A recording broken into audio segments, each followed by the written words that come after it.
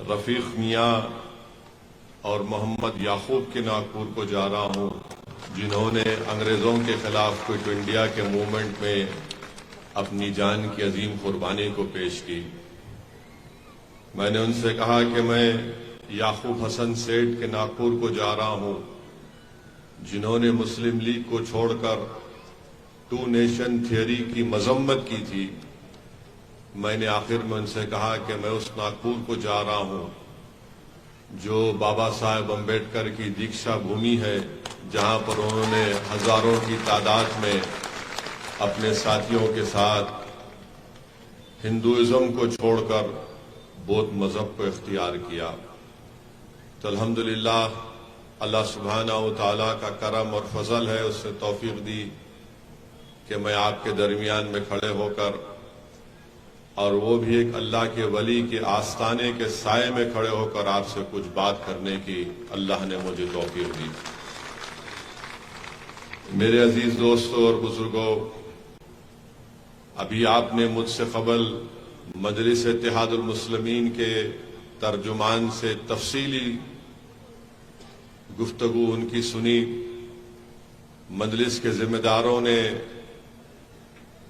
अपनी जबान से सच्चाई को बयान किया। हमारे working president doctor Gaffar Qadri sahab ने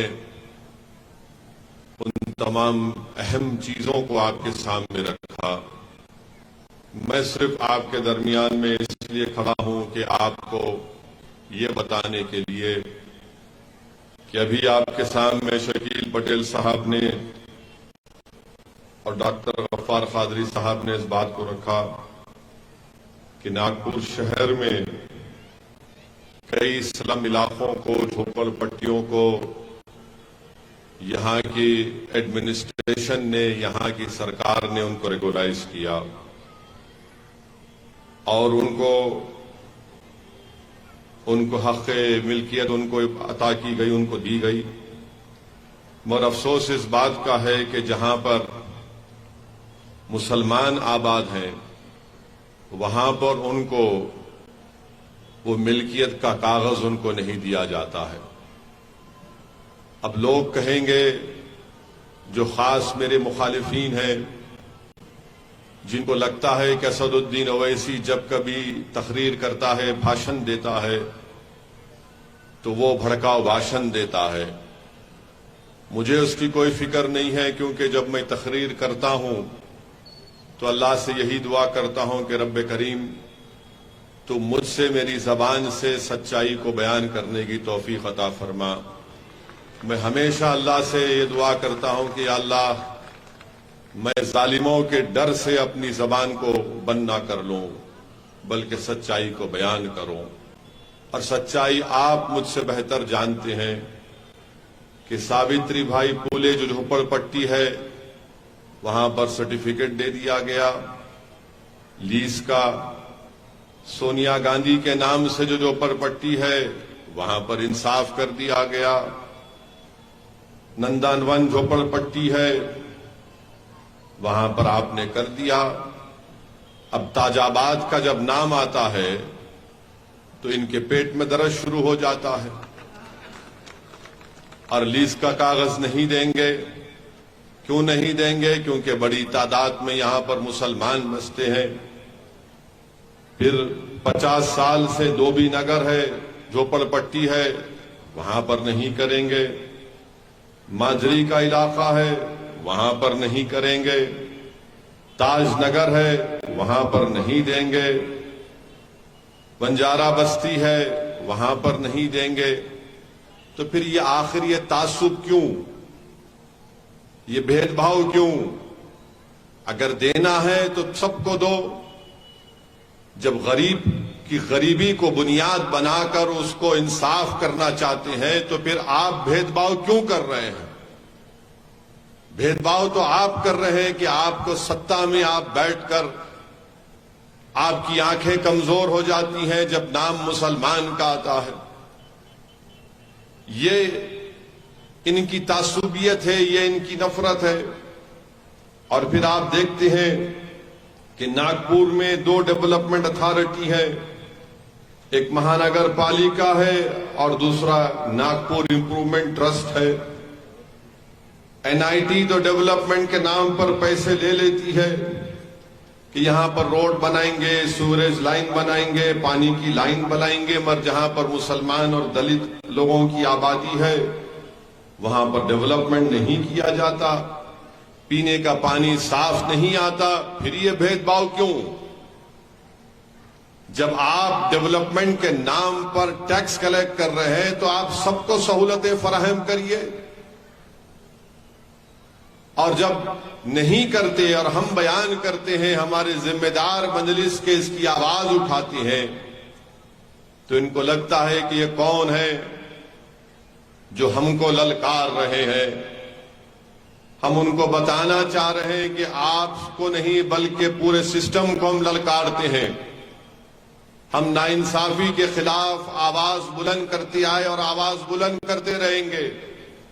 आखिर क्यों नहीं नागपुर में एक स्लॉटर हाउस बनाया जाता जहां पर हुकूमत की निगरानी में भैंस को काटा जाए? मगर आप नहीं स्लॉटर हाउस खोलते हो। जो कुरैश बरादरी का गरीब है, जो बरसों से उनका प्रोफेशन है, उनका काम है, आप उन पर जुल्म करते हैं। तो ये मसाइल हैं नागपुर के। मैं उम्मीद करता हूं कि इंशाअल्लाह ताला मजलिस के जिम्मेदारान इसको और शिद्दत से और मुझसे बेहतर तरीके से उसको अवाम के दरमियान में जाकर रखेंगे, ताकि नागपुर की गरीब अवाम को मालूम हो सके कि कौन गरीबों के हक के लिए लड़ रहा है और कौन जुल्म करना चाहता है, कौन गरीबों को मजहब के नाम पर उनके हुकूक से महरूम रखना चाहता है। मजलिस इंशाअल्लाह ताला मजलूमों के साथ थी और साथ रहेगी। मजलिस जब इंसाफ का मुतालबा करती है तो ये नहीं देखती कि किसका मजहब क्या है। मजलिस ये देखती है कि जो कमजोर है वो हमारी आंखों में ताकतवर है, जो लाइन में सबसे आखिर है उसको लाइन में सबसे आगे लाना, ये हर मजलिसी का नस्बुल ऐन है। तो मेरे अजीज दोस्तों और बुजुर्गों, मेरी आपसे गुजारिश है कि नागपुर में आपने पहले जो बल्दिया के इंतखाबात हुए थे, आपने मजलिस के उम्मीदवारों को अपने वोट से नवाजा। मैं आपका फिर से शुक्रिया अदा करता हूं और आपसे इस बात का मुतालबा करता हूं, आजीजाना गुजारिश करता हूं कि आप मजलिस को अपनी दुआओं से, अपनी सरपरस्ती से मजलिस इत्तेहादुल मुस्लिमीन को मजबूत करिए, ताकि यहां पर गरीबों और मजलूमों की एक आवाज रहे। और याद रखिए कि जब तक आप अपने वोट से, अपने इत्तेहाद से अपनी आवाज को नहीं पैदा करेंगे, आपके मसाइल हल होने वाले नहीं है। और आज आप देखते हैं कि महाराष्ट्र में डॉक्टर गफ्फार कादरी साहब ने भी इसका जिक्र किया। महाराष्ट्र में आप देखते जाइए कि कैसे यहां पर फिरकाना फसादात, कम्युनल राइट्स में इजाफा हो रहा है। मालेगांव हो, नांदेड़ हो, अमरावती हो, मनखेड़ हो। 2 अप्रैल 2022 में जलगांव में, इस साल अप्रैल में नगर में, औरंगाबाद में, अकोला में। और हद तो ये हो गई कि डॉक्टर साहब मुझे बता रहे थे कि अकोला में मरकजी मस्जिद पर हमला किया गया, मरकजी मस्जिद के अंदर घुसकर किताबों को जला दिया गया। इवट महल में धारवा एक जगह पर एक कस्टोडियल डेथ हुई पुलिस कस्टडी में, उसकी आवाज अगर किसी ने उठाई, बल्कि कोर्ट में केस डाला डॉक्टर गफ्फार कादरी ने, तो केस डालने के बाद हुकूमत को मजबूरन उन तमाम पुलिस के खाती ओहदेदारों को सस्पेंड करके उनको जेल को भिजाना पड़ा। अकोला में गड़बड़ हुई, मजलिस के जिम्मेदार वहां पर पहुंचकर नुमाइंदगी करते हैं। और हैरत की बात यह है कि अकोला के एसपी साहब की गर्दन इतनी मोटी है कि मिलना नहीं चाहते थे मजलिस के जिम्मेदारों से। गर्दन मोटी है कोई अनपार्लियामेंट्री वर्ड नहीं है। मिलना तो चाहिए था एसपी साहब को, बोले नहीं मिलता मैं। मत मिलिए आप, हमको क्या करना है, आप अपनी गुरूर का मुजाहरा कर रहे हैं। जब एक अवामी पार्टी के नुमाइंदे आकर मिलना चाहते थे, आपने इनकार कर दिया। और हुआ क्या कि मरकजी मस्जिद पर हमला करने वालों पर अब तक कार्रवाई नहीं की गई। एसपी साहब, अगर अकोला के एसपी को मेरी आवाज यहां पर पुलिस के इंटेलिजेंस के लोग पहुंचा सकते हैं तो मैं आपको दोनों हाथ से सलाम करूंगा। नहीं भी पहुंचाएंगे तो हमारे मीडिया के रिश्तेदार पहुंचा देंगे इंशाअल्लाह।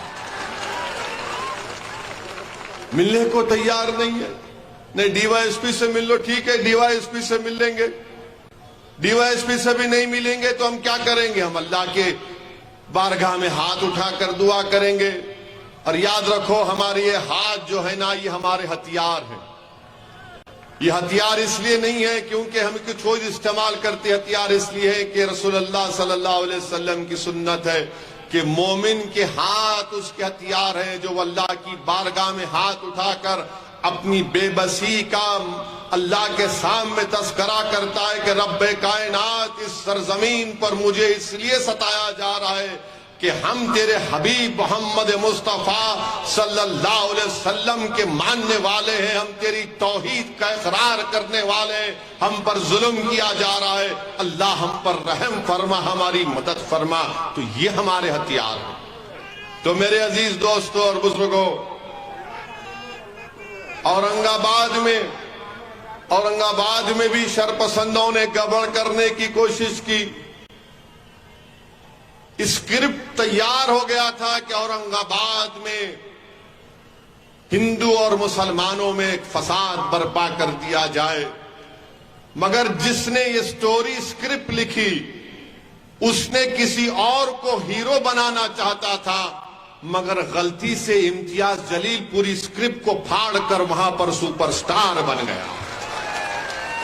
और इम्तियाज जलील ने जाकर मंदिर में बैठकर मुस्लिम लड़कों को कहा कि नहीं, खबरदार, मंदिर के ऊपर आंच नहीं आने देंगे। इम्तियाज जलील मंदिर में कितना, 1 घंटे 2 घंटे 3 घंटे बैठे रहे। 3 घंटे इम्तियाज जलील बैठे रहे, हालात को पुरअमन किया। अफसोस है कि एक साहब की शहादत हुई, उनकी मौत हो गई, मगर औरंगाबाद को इम्तियाज जलील और मजलिस के तमाम जिम्मेदारों ने, डॉक्टर गफ्फार कादरी ने, मजलिस के नासिर सिद्दीकी ने, तमाम अराकीन बल्दिया ने मिलकर औरंगाबाद के अमन को बिगड़ने से बचा लिया। मैं उनका शुक्रगुजार। मगर उसके बाद क्या हुआ इम्तियाज जलील पर? वो बीजेपी का एक मरकजी मिनिस्टर है, नहीं, ये डर के गया मंदिर में। कोई बोले एक्टिंग करने के लिए गया। वो कांग्रेस के लोग बोले तुम मंदिर क्यों गया? मेरे दोस्त, इंसान की जान बचाने के लिए अगर कहीं भी जाना पड़ा तो जाएंगे इंशाअल्लाह ताला। आग लगाने के लिए नहीं गए, आग को बढ़ने से बचाने के लिए हमने काम किया था। मंदिर को बचाना भी हमारी जिम्मेदारी है, मस्जिद को बचाना भी हमारी जिम्मेदारी है, और सबसे बड़ी जिम्मेदारी एक रुकने पार्लिमान की, सियासतदान की, सियासी पार्टी की, कि इंसान की जान को बचाया जाए, शहर के अमन को बचाया जाए।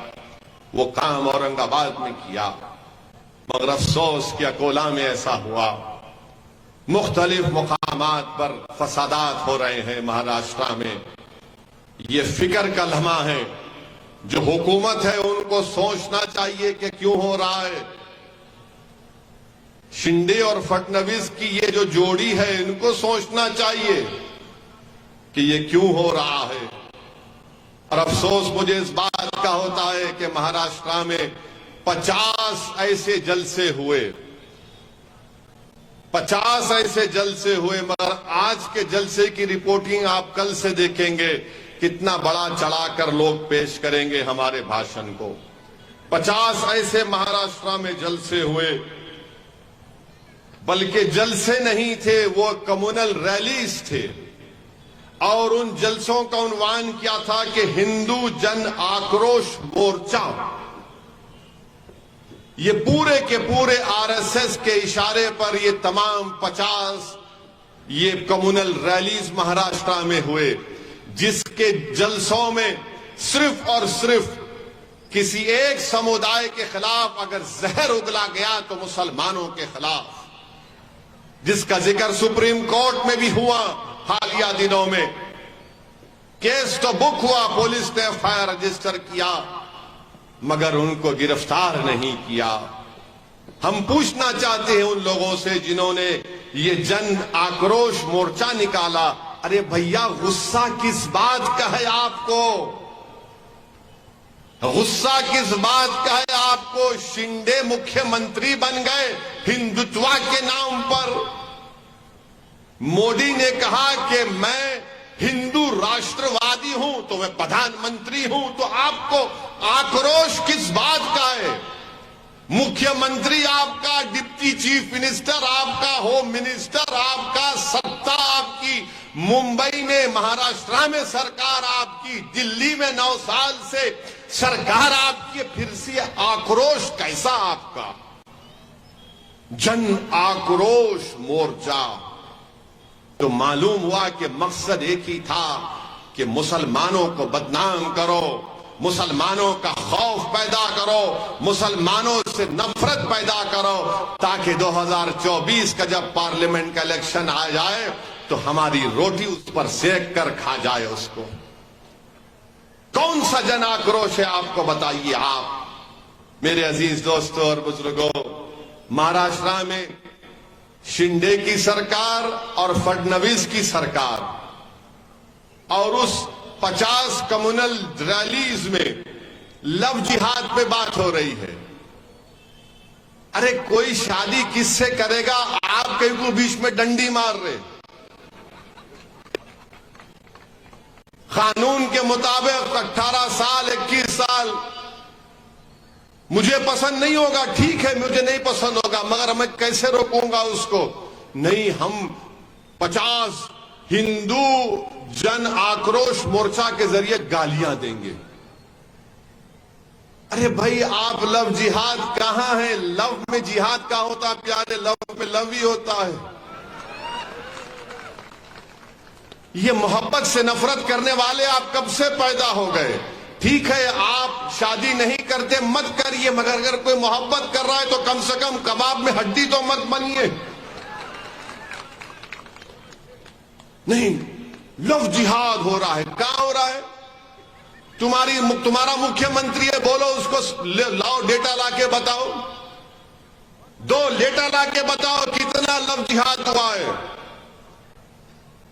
बताओ, डेटा लाओ, जनता के सामने लाके रखो, ये डेटा है, ये सरकार का डेटा है। बताओ, मैं चैलेंज कर रहा हूं फडणवीस को, जो पूरा खेल खेलते हैं, करो आप, लाओ, महाराष्ट्र की जनता के सामने रखो फडणवीस साहब, ये लव जिहाद का जो तुम खड़ा किए, बताओ क्या डेटा है? कोई डेटा नहीं है, मगर नफरत फैलाना है। जो कोई भी आता खड़े होकर गाली देता, बस खाली बकवास, अनाप शनाप बकते हैं और कुछ नहीं होता। कोई केस नहीं बुक, केस बुक होता, मगर कभी उनको ले जाकर जेल नहीं लेकर जाते, खाली केस बुक कर दिया। हाँ, hate speech 153A FIPC book कर दिया, उसके बाद क्या? नहीं, हम सोचेंगे 41 की CRPC नोटिस देंगे। माने पूरा माहौल बकदर कर देते हैं और मासूम हिंदू भाइयों बहनों को दलित पैगाम देके देखो ये मुसलमान ऐसा कर रहे हैं। अरे डेटा है तो पहुंचाओ, सामने लाओ। और फिर आप लव जिहाद भी बोलते और बोलते यूनिफॉर्म सिविल कोड भी लाएंगे। जब यूनिफॉर्म सिविल कोड आएगा तो फिर ये कहां जाएगा? फिर बताओ। इसके बारे में कोई जिक्र नहीं करेंगे। मेरे अजीज दोस्तों और बुजुर्गों, मेरी सद्दा और मां और बहनों, मकसद एक ही है, मकसद एक ही है कि नफरत पैदा करो। अच्छा, ये सब हो रहा था, ये 50 जलसे हुए, क्या उद्धव ठाकरे कुछ बोले? क्या पवार साहब कुछ बोले? क्या कांग्रेस के जितने जो नेता अभी बचे हुए हैं वो कुछ बोले? नहीं, कुछ नहीं बोले। क्यों नहीं बोले? अरे कुछ बोलेंगे तो खामखा वो वोट जो आ रहा हमको नहीं मिलेगा। अब आप बताइए, इसमें फिरका परस्ती को कौन बढ़ा रहा है? मैं जो आपके सामने खड़ा हूं, इन तमाम पार्टीज ने यह तय कर लिया कि सबसे बड़ा मुजरिम अगर है तो ओवैसी है। इसकी वजह से होता है, इसकी वजह से यह होता है। और जो सेकुलर पार्टी के जो गुलाम हैं, जो सेकुलरिज्म के पुजारी हैं, जिनकी जबान नहीं थकती मुझे गाली देते देते, बताओ तुमने अपनी जबान को क्यों नहीं खोला इन तमाम जब जलसे हो रहे थे। गाली दो, मुझे इल्जाम लगाओ, कोई फर्क नहीं पड़ता, क्योंकि मेरी खबर में तुम आने वाले नहीं, अशर के मैदान में ना तुम आने वाले। मगर जितना तुम गाली दे रहे, याद रखो मैं तो खुश होता हूं, क्योंकि तुम्हारे अच्छे अमाल इंशाअल्लाह उस मैदान में मेरे पास आ जाएंगे, अगर है तो तुम्हारे पास। गाली दो मगर बोलो तो सही। नहीं, 1940 में ऐसा हुआ था, जंगे आजादी में ऐसा हुआ था, संविधान में ऐसा कर दिया गया था। अरे तारीख को पढ़ना है ना तो खुल के पढ़ो। मैं तुम्हारे सामने खड़े होकर, नागपुर की आवाम के सामने खड़े होकर तारीख को बयान कर रहा हूं। जब मौलाना अबुल कलाम आजाद रहमतुल्लाह अलैह दस्तूर साज असेंबली में संविधान आईन बन रहा था, उस वक्त वो और मौलाना हिफ्जुर रहमान रहमतुल्लाह अलैह जब कभी भी उठकर बोलते कि मुसलमानों को रिजर्वेशन मिलना चाहिए, मुसलमानों को रिजर्वेशन मिलना चाहिए, तो सरदार पटेल क्या करते थे मालूम आपको? सरदार पटेल ये करते थे कि दो मुसलमानों को मौलाना आजाद और मौलाना हिफ्जुर रहमान रहमतुल्लाह अलैह के सामने खड़ा कर देते थे। वो कौन थे? का नाम पटेल था, एक का नाम बेगम साहिबा था। और ये लोग खड़े होकर क्या बोलते थे? मौलाना आजाद और हिफ्जुर रहमान मुसलमानों को अक्सरियती तबके से मिलने नहीं देना चाहते हैं। तो आज भी वही बात कही जा रही है असदुद्दीन ओवैसी से कि ओवैसी मुसलमानों को मेन स्ट्रीम में आने से रोकता है। जो बात 1948-49 में मौलाना आजाद और हिफ्जुर रहमान से कही जाती थी, वही डायलॉग, वही स्क्रिप्ट चल रहा है। तो मौलाना अबुल कलाम आजाद ने कहा कि ये कॉन्स्टिट्यूएंट असेंबली मेरे लिए एक नई कैद बन चुकी है। मौलाना आजाद ने लिखा ये। और अगर कोई ये कहेगा, ये सेकुलरिज्म के पुजारी, ये सेकुलरिज्म के चमचे अगर कहेंगे ओवैसी कहां पर कहा, तो प्यारे वक्त और जगह बता दो, उसके बाद 5 मिनट में तुम ये वादा करना कि अगर मैं सच कह रहा हूं तो मेरा चप्पल होगी, तुम्हारा सर होगा। कब तक तुम धोखा देते रहोगे सेकुलरिज्म के नाम पर? जो बोलते आजादी के वक्त ऐसा हुआ था, आजादी के वक्त ये भी हुआ था कि पंडित नेहरू 1953 से लेकर 1964 तक मेरे पास चार्ट है जो फसादात हुए, उन फसादात में 85% मरने वाले मुसलमान थे, 60% जख्मी होने वाले मुसलमान थे। और तुम बात करते हो सेकुलरिज्म की। नेहरू जब वजीर आजम थे, वही स्क्रिप्ट है, वही कहानी है, वही प्यादे है, वही गुलाम है। और गाली उस वक्त मौलाना हिफ्जुर रहमान को, मौलाना आजाद को दी जाती थी। रिजर्वेशन की जब बात होती थी तो आज असदुद्दीन ओवैसी को और इम्तियाज जलील को गाली दी जा रही है। मगर मेरे अजीज दोस्तों और बुजुर्गों, आपको समझना है इन बात को।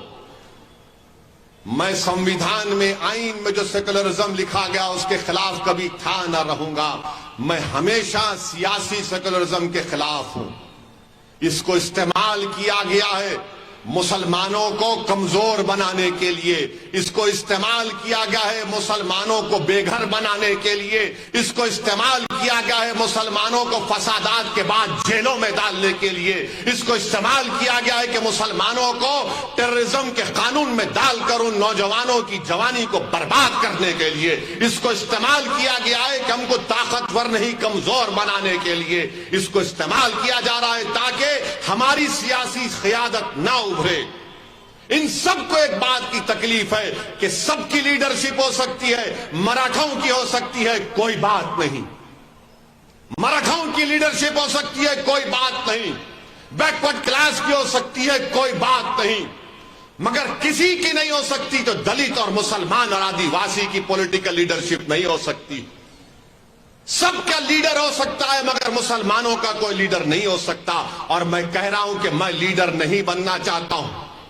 अल्लाह गवाह है, मैं इस पाक औलिया अल्लाह के आस्थाने के सामने खड़े होकर कह रहा हूं, अल्लाह मेरे दिल का हाल जानता है, मैं मुसलमानों का लीडर नहीं बनना चाहता हूं।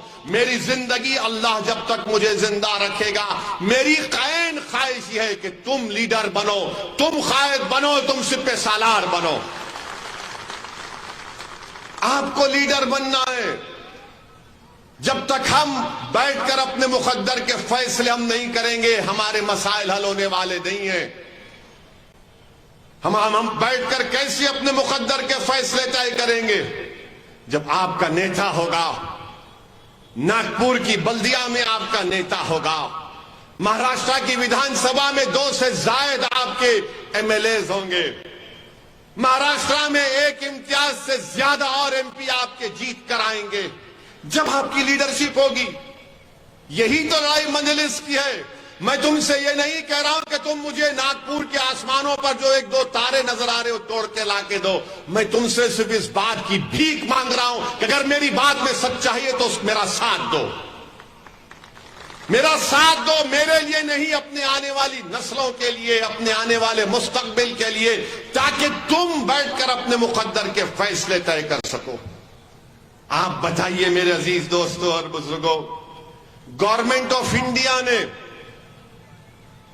मिनिस्ट्री ऑफ एजुकेशन ने अपना डेटा रिलीज किया है। वो डेटा ये क्या कहता है सुनो आप। वो डेटा ये कहता है कि हायर एजुकेशन में, यानी 12th क्लास के बाद जो बच्चे ग्रेजुएशन या बीटेक या एमबीबीएस या जो भी करते हैं उसको हायर एजुकेशन कहते हैं। गवर्नमेंट ऑफ इंडिया का डेटा कहता है कि 2019 और 20 में 21,01,000 मुसलमान हायर एजुकेशन में पूरे भारत में पढ़ रहे थे। 2020 और 21 में आते आते कितने, 21 लाख से कमी कितनी हुई है? 1,80,000 बच्चे हायर एजुकेशन से गायब हो गए। 1,80,000, 1,80,000 Muslims are not in higher education. ये बोलो ना आप। जो लोग सेकुलरिज्म के नाम पे बोलते कांग्रेस का साथ दो रहे, फिर ये तो बोलो ये कैसे हुआ, इसका सबब बताओ, इसकी दवा बताओ। 1 साल में 1,80,000, यानी हमारा हायर एजुकेशन में मुस्लिम बच्चे 5.45% थे, वो गिरकर 4.64 हो गए। सबसे नीचे अगर कोई आखिर में कोई है एजुकेशन में तो मुसलमान है। मुसलमान यार, आपको मालूम कि सबसे ज्यादा हायर एजुकेशन मुसलमान से आगे हमारे दलित भाई, हमारे आदिवासी भाई, हमारे ओबीसी भाई, और सबसे नीचे कौन है? मुसलमान। और सबसे ऊपर कौन है? Upper caste. 45% अपर कास्ट के लोग हायर एजुकेशन में। अब बोलो सेकुलरिज्म का बाजा बजाओ। ये जो सेकुलरिज्म के पुजारी हैं जो हारमोनियम लेकर खाली राग गाते हैं, सेकुलरिज्म सेकुलरिज्म, बोलो ये क्या है? ये 1,80,000 बच्चे सिर्फ 1 साल में हायर एजुकेशन से मुसलमानों के गायब हो गए। और कहां से गायब हो गए? इंस्टीट्यूट ऑफ नेशनल इंपॉर्टेंस में, पब्लिक फंडेड स्टेट यूनिवर्सिटीज में, गवर्नमेंट एडेड डीम्ड यूनिवर्सिटीज में, जो सेंट्रल यूनिवर्सिटीज के कॉलेजेस हैं उसमें नंबर गिर गया, जो स्टेट यूनिवर्सिटीज के कॉलेजेस हैं उसमें मुसलमानों का नंबर गिर गया। अगर हम मुसलमान पढ़ेंगे नहीं, लिखेंगे नहीं तो कैसे ताकतवर होंगे? कैसे अपने हुकूक की लड़ाई लड़ेंगे? कैसे अपनी इज्जत की लड़ाई लड़ेंगे? कैसे अपनी हिफाजत की लड़ाई लड़ेंगे? कैसे अपने घर को बचाने की लड़ाई लड़ेंगे? कैसे अपने मस्जिद और दरगाहों और वक्फ की जायदाद को बचाने की लड़ाई लड़ेंगे? तालीम से महरूम कर दिए जा रहे हैं। और आपको मालूम, महाराष्ट्र में, उत्तर प्रदेश में बाबा की सरकार है जो हर बात पे बोलते गोली मारो। उत्तर प्रदेश में 58,365 मुस्लिम बच्चे निकल गए। महाराष्ट्र में कितने निकले? 15,428 बच्चे। अब लोग बोलते हैं ये ओवैसी से पूछो तेलंगाना में क्या हुआ। तेलंगाना में इजाफा हुआ है। कितना इजाफा हुआ? 7,000 बच्चों में इजाफा हुआ है। खाली 7 है में थालियां मत मारो। ये थालियां मार मार के तुम लोग ट्रेन में देखते ना, थाली ट्रेन में कौन मारता। तेलंगाना में मंजलिस के 7 एमएलए कोई मंत्री नहीं बनेगा जब तक मैं जिंदा रहूंगा। इंशाअल्लाह सब संतरी बन के, खादिम बन के काम करेंगे गरीबों का और मजलूमों का। 7,000 इजाफा हुआ है तेलंगाना में। ये गवर्नमेंट ऑफ इंडिया का डेटा है। ये जो बीजेपी आरएसएस वाले जो ओवैसी को गाली देते हैं, ये जो कांग्रेस के गुलाम, इनके दुम छल्ले जो सेकुलरिज्म के पुजारी हैं, बताओ इसका जिम्मेदार कौन है?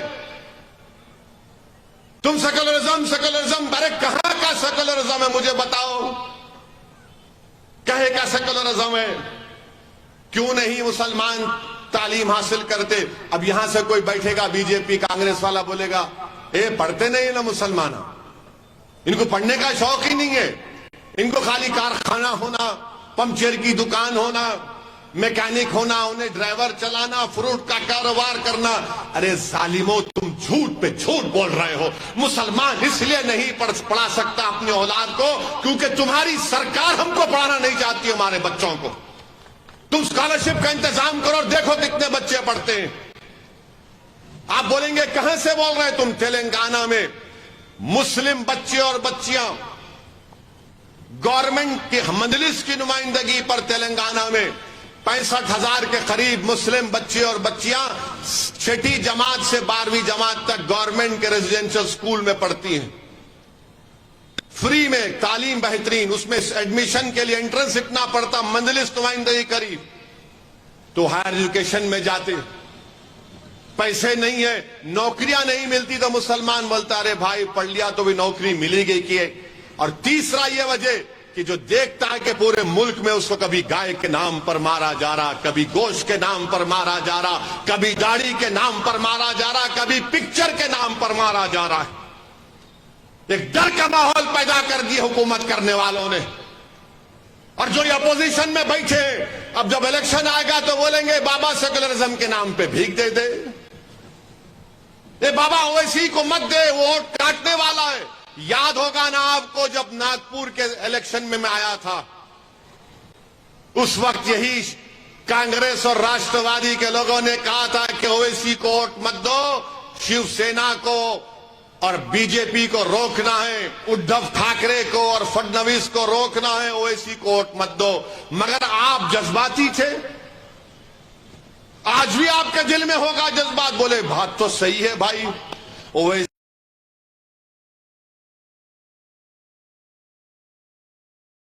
तो बात आपने कांग्रेस राष्ट्रवादी को दिया।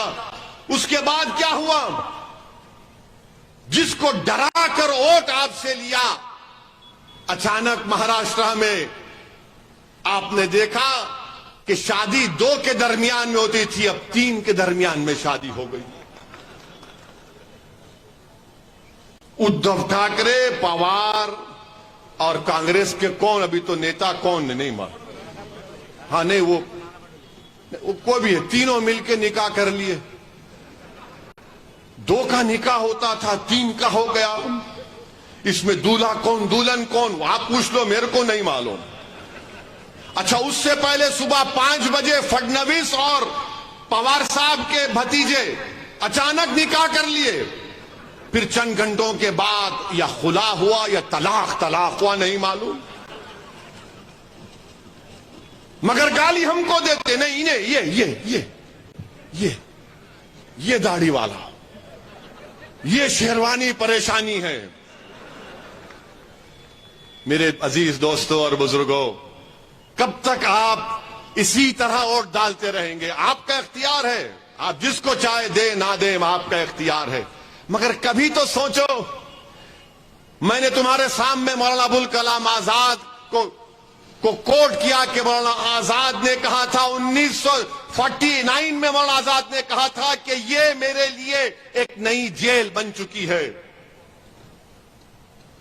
वही सिलसिला चल रहा है, वही सिलसिला चलता रहेगा। मैं मर जाऊंगा, जमीन में मेरी जिस्म की हड्डियां कीड़े मकोड़े खा लेंगे उसको, मगर यही इस्तेसाल चलेगा, यही धोखा चलता रहेगा।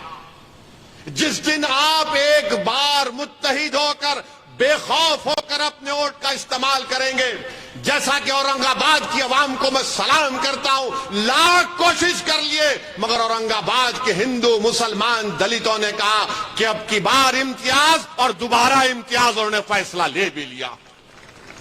आप कब तक नहीं लेंगे? नहीं, इलेक्शन जैसे आता मुसलमानों का ऐसा लगता है भाई जिंदगी मौत का मामला है, क्या करेंगे? इनको नहीं वोट दिए तो उन्हों आ जाते। अरे मेरे भाई, तुम वोट मत भी दो, वो लोग जीत रहे हैं, बीजेपी वाले आपकी वजह से नहीं जीत रहे। मैं हमेशा कह रहा हूं, आज भी कह रहा हूं आपसे, पार्लियामेंट का चुनाव क्या होता है देखो। मेरे अजीज दोस्तों और बुजुर्गों, अपनी लीडरशिप को पैदा करो। अगर आप मुझे पसंद नहीं करते तो किसी और को खड़ा कर लो मेरे भाई, मगर कोई तो हो जो तुम्हारी लड़ाई लड़ सके।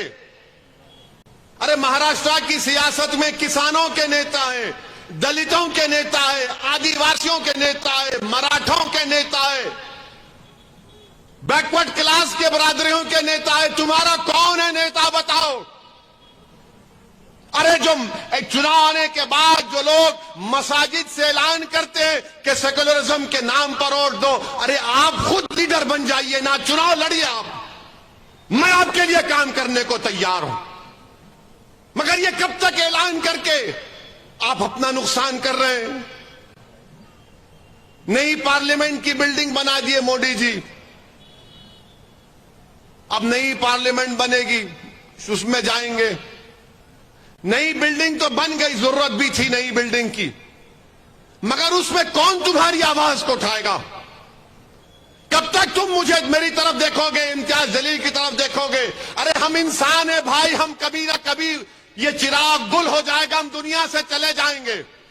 फिर तुम किसको लेकर आओगे? तुम आसमान से नहीं आएगा, कोई जमीन से निकल कर नहीं आएगा, तुम्हारे दरमियान से तुमको अपना लीडर बनाना पड़ेगा। सोचो मेरी इस बात को। नहीं, पार्लियामेंट में है ना ओवैसी बोलेगा, अरे मैं क्या कोई ऑर्केस्ट्रा पार्टी हूं? दूसरे नहीं बोल सकते। ट्रिपल तलाक का मसला आया तो सबकी जबानें खामोश। मैंने कहा उन मुस्लिम एमपी से दूसरे पार्टी के, बोलो कुछ तो बोलो। बोले नहीं ओवैसी तेरी बात सुनने बैठे हम। बोला क्यों? बोले हमारी पार्टी नहीं बोलने देगी। मेरे अजीज दोस्तों और बुजुर्गों, अपनी लीडरशिप को पैदा करिए आप, अपनी आवाज को मजबूत करिए आप, डरिए मत, घबराइए मत। हालात मुल्क के उसी वक्त बदलेंगे जब आप अपने मुकद्दर के फैसले करेंगे।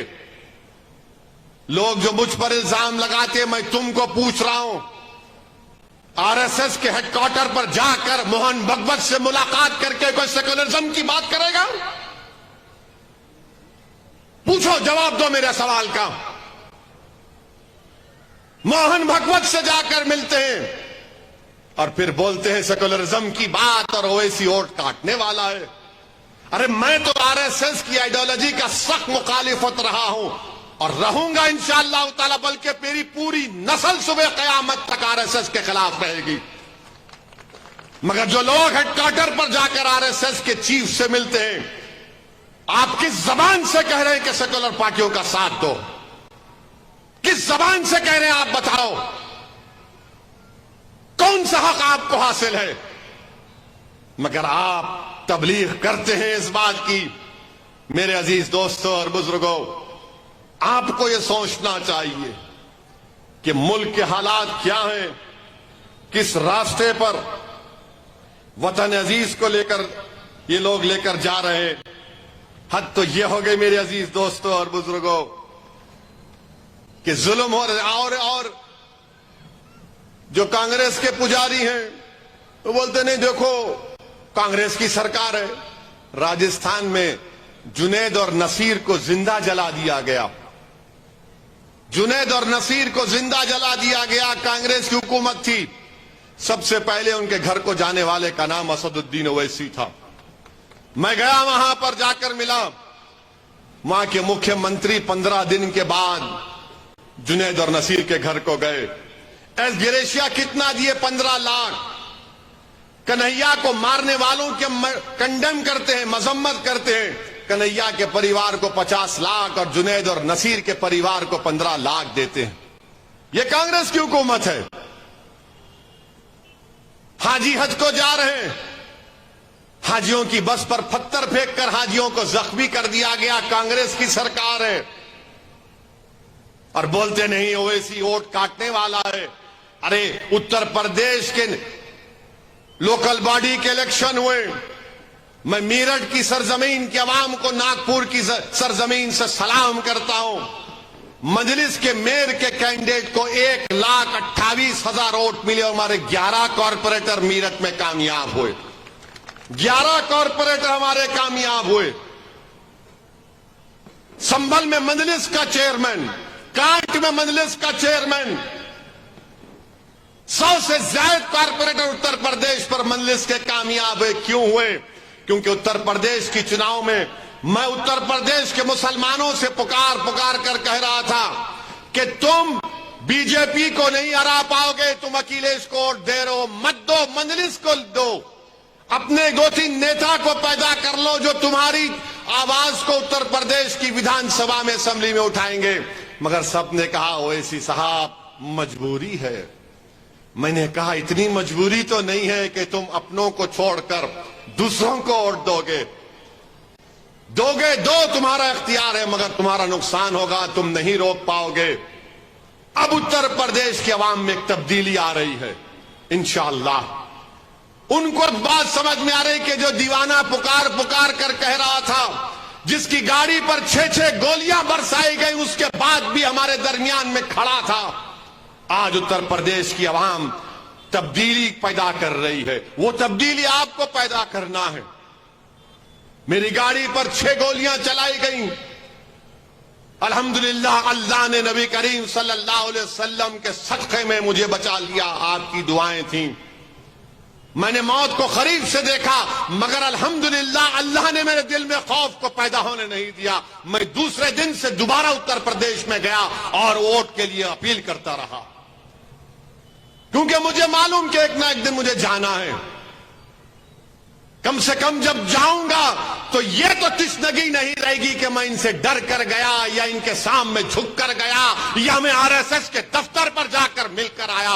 कम से कम इतनी तो ये तसल्ली रहेगी कि हाँ मेरे आमाल खराब जरूर है, मगर जब अल्लाह के सामने खड़े रहूंगा तो रब्बे करीम के सामने मुझे उसका फजल और करम ही जन्नत में भेजाएगा। मगर मेरे दिल में यह मलाल तो नहीं होगा कि मैंने जालिमों से समझौता कर लिया था, मैंने मजलूमों की आवाज नहीं उठाई थी। मैं इलेक्शन हारने से नहीं डरता हूं, मैं सिर्फ अल्लाह से डरने वाला हूं। डर नाम की चीज ओवैसी के करीब आ नहीं सकती इंशाअल्लाह ताला, मगर जिद्दोजहद करना, लड़ना, आपको मनाना, आपसे लड़ना, आपके नागपुर के घर पर जाकर आपका हाथ पकड़कर आपके पेट में मुंडी डालकर आपके पैरों को पकड़कर बोल सकता हूं कि भाई अपनी लीडरशिप को पैदा करो, क्योंकि वो घर तुम्हारा जरूर है, उस घर पर मेरा भी हक है। जिस घर में हय्या अल सलाह हय्या अल फलाह की सदाएं दी जाती हैं, जिस घर में सज्जे अल्लाह की बारगाह में किए जाते हैं, जिस घर में अल्लाह के कलाम की तिलावत होती, जिस घर में हिजाब पहना जाता, वो मेरा घर है, वो मेरा घर है, रहेगा मेरा घर हो। मेरे अजीज दोस्तों और बुजुर्गों, इसीलिए आपसे अपील कर रहा हूं, इसीलिए आपसे अपील कर रहा हूं कि मुत्तहिद हो जाइए। पार्लियामेंट का चुनाव आएगा तो लाहेअमल दूसरा होगा, असेंबली का चुनाव आएगा तो लाहेअमल मजलिस का होगा, जब बल्दिया का इलेक्शन आएगा तो आप ही को कामयाब करना है सबको। जब ऑपरेटर कामयाब हो सकते हैं तो नागपुर में 11 हो सकते हैं, इंशाअल्लाह जरूर हो सकते हैं मेरे भाई। बशर्ते कि आप मुत्तहिद रहें और हमारे वजीर आजम आखिर में उनको भी बोल देंगे कुछ, नहीं तो ये कांग्रेस के पुजारी बोलेंगे तो हमारा बाजा बजाए, उनको नहीं बोले देखो उन्होंने। अब जैसा कि ये कि बाजे कांग्रेस के चमचे बहुत हो गए, हमारे ससुरे बनने की कोशिश कर रहे, वो वैसी को समझता नहीं हमारी बात को। अरे क्या तू मेरा ससुरा है? मैं अपनी ससुरे की बात नहीं सुनता हूं, सिर्फ बीवी की सुनता हूं, क्योंकि आप सब सुनते हैं, मैं भी सुनता हूं। घर को गए तो भड़काऊ भाषण नहीं दे सकते, घर में खाली नीचे मुंडी डाल के जी जी। इन्हों हमारे ससुरे बन रहे, हमारे को मशवरा दे रहे।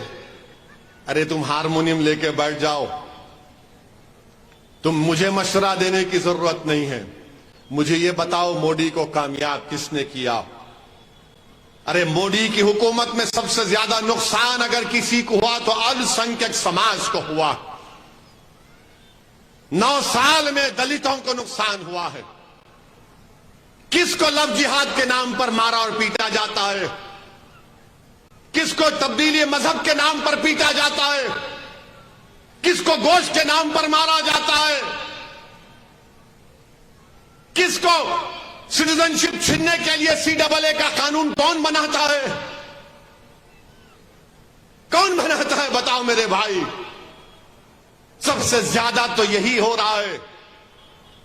UAPA का कानून बनाया गया, अमित शाह ने बनाया। उस कानून में अगर जेलों में सड़ रहे तो सबसे ज्यादा दलित, आदिवासी और मुसलमान। 8-8 महीने 2-2 साल बेल नहीं होती है, क्योंकि UAPA का कानून बीजेपी कांग्रेस ने तायीद किया। ये 9 साल का रिकॉर्ड है प्रधानमंत्री का। और मैं फिर से कह रहा हूं कि जब तारीख लिखी जाएगी नरेंद्र मोदी के सियासी लेगेसी की, तो उसमें जरूर लिखा जाएगा कि प्रधानमंत्री जब मोदी थे तो मुसलमानों को मार्जिनलाइज कर दिया गया, मुसलमानों को एलियनेट कर दिया गया, और मोदी के 300 के MP में एक भी मुसलमान MP नहीं है, एक मुसलमान मिनिस्टर नहीं है।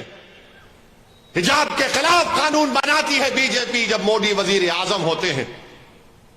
मेरे अजीज दोस्तों और बुजुर्गों, बीजेपी अगर जीत रही है तो कांग्रेस की वजह से, ये सेकुलर पार्टियों की वजह से जीत रही है। इनमें इतनी ताकत नहीं है कि मोदी को रोक सके, मगर इनमें इतनी ताकत है कि झूठ पर धोखा देकर आपका वोट ले सके। अगर मोदी को हराना है तो आइडियोलॉजी पर मुकाबला करो। मोदी को हराना है तो देश की जनता को RSS और मोदी के खिलाफ करो। मोदी को हराना है तो बेरोजगार नौजवानों को हुकूमत के खिलाफ खड़ा करो। मोदी को हराना है 24 में तो किसानों को सामने खड़ा करो, गरीबों को सामने खड़ा करो, जिनकी आमदनी कम हो चुकी है। अगर आज एक मजदूर 100 रुपये कमाता था तो आज सिर्फ 50 रुपये कमा रहा है, और एक अमीर अगर आज 100 रुपये कमा रहा था तो आज 120 रुपये कमा रहा है। मगर ये लोग मोदी से मुकाबला करना नहीं जानते। ये कहना चाहते हैं कि सबसे बड़ा हिंदुत्व का नेता कौन है। इसीलिए महाराष्ट्र में आप देख रहे कि कांग्रेस और शरद पवार मिलकर उद्धव ठाकरे को मुख्यमंत्री बनाना चाहते हैं, जिसने विधानसभा में खड़े होकर कहा था कि हां, हमने बाबरी मस्जिद को शहीद किया था। जब तुम ये कहोगे और इसको मुख्यमंत्री बनाना चाहोगे तो फिर मोदी को कहां रोक पाओगे। मेरे अजीज दोस्तों और बुजुर्गों, मेरी आपसे दवन गुजारिश ये है कि आप मजलिस इत्तेहादुल मुस्लिमीन को मजबूत करिए। और मुझे यहां पर एक शेर किसी का था या किसी का एक डायलॉग था याद आ रहा है कि तुम्हारा गम है गम, तुम्हारा गम है गम, मुसलमानों का गम ख्वाब व कहानी है क्या। तुम्हारा गम है गम, मुसलमानों का गम ख्वाब और कहानी है क्या। तुम्हारा खून है खून, हमारा खून पानी है क्या। वाखिर दावन अल्हम्दुलिल्लाह रब्बिल आलमीन। आपका बेहद शुक्रिया, आप आए, मजलिस को मजबूत करिए। अल्हम्दुलिल्लाह रब्बिल आलमीन।